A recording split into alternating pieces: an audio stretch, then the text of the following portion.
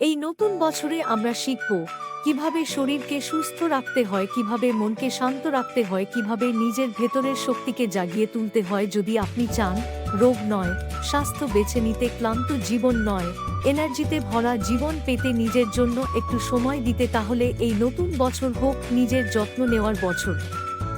নতুন বছর, নতুন শুরু, সুস্থ জীবনের অঙ্গীকার। 2026-এর এই নতুন বছরে আপনাদের সকলকে জানাই হৃদয়ভরা শুভেচ্ছা ও ভালোবাসা। 1 জানুয়ারি থেকে শুরু হলো আমার ওয়েলনেস সেন্টারের নতুন যাত্রা, যেখানে লক্ষ্য একটাই, ওষুধ নয়, সচেতন জীবনধারার মাধ্যমে সুস্থতা।